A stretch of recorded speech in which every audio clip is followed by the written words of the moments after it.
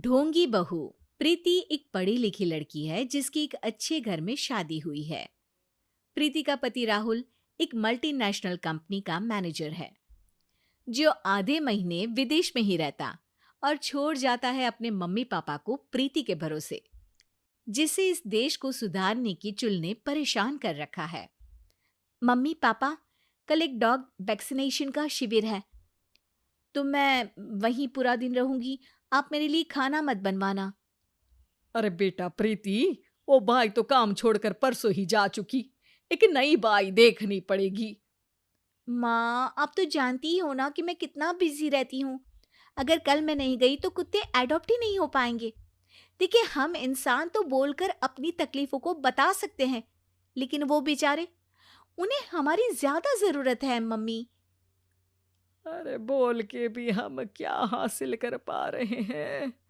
अब ठीक है बेटा, तू जा, मैं खाना बना लूंगी। ऐसा पहली बार नहीं हो रहा था। देश भर में जितने एनजीओज हैं, चाहे वो स्टूडेंट्स के अधिकार के लिए हो या गरीबों में खाना बांटने का काम हो, प्रीति सबसे जुड़ी हुई थी। रोज कहीं बाहर ही रहती थी, एक शिविर में नहीं तो दूसरे में, और छोड़ जाती थी अपने सास ससुर को उनके खुद के भरोसे। और जब कोई उसे कहे, अरे प्रीति, कभी तेरी सास का हाथ भी बटा दिया कर, तो उसका एक ही जवाब रहता था, देखो, हम लोगों को तो सब कुछ घर बैठे मिल जाता है।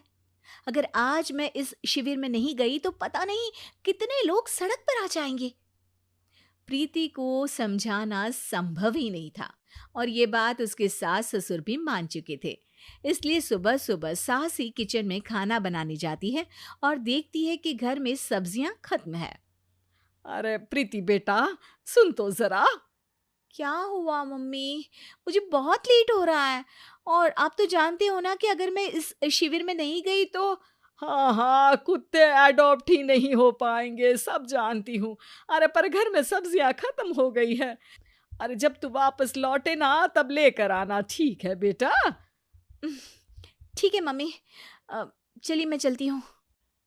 और हर बार की तरह प्रीति अपनी पार्टीज और आफ्टर पार्टीज में इतनी बिजी रह गई कि सामान लाना ही भूल गई।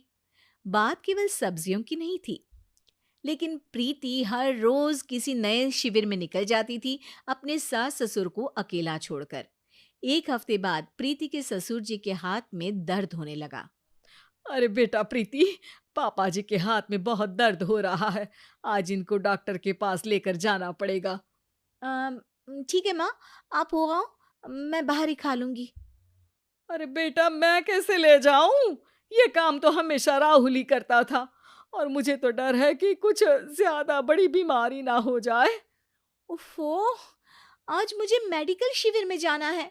बेचारे बड़े बुजुर्ग जिनके अपने फैमिली वाले उनका ध्यान नहीं रखते, उनका पूरा मेडिकल चेकअप होगा।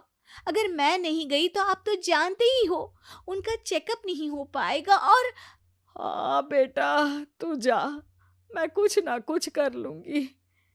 प्रीति के सास और ससुर दोनों ही काफी समय से प्रीति को समझाना चाह रहे थे कि उन्हें भी मदद की जरूरत है, लेकिन अब तो पानी सर के ऊपर जा चुका था।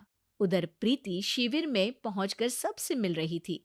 काफी भीड़ थी और प्रीति इंस्टाग्राम पर फोटोज अपडेट करे जा रही थी। तभी प्रीति की दोस्त रीना उसके पास दौड़ती हुई आती है। अरे प्रीति, जल्दी चल। अरे क्यों, क्या हुआ?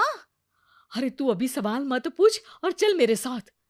प्रीति रीना के साथ जाती है तो देखती है कि गरीब बुजुर्गों की लाइन में प्रीति के सास ससुर भी खड़े हैं। प्रीति को समझ में नहीं आता कि ये क्या चल रहा है। उसके ऑर्गेनाइजेशन में सबकी नजर उसके सास ससुर पर थी, और प्रीति को लगा कि बात उसकी इज्जत पर आ गई है।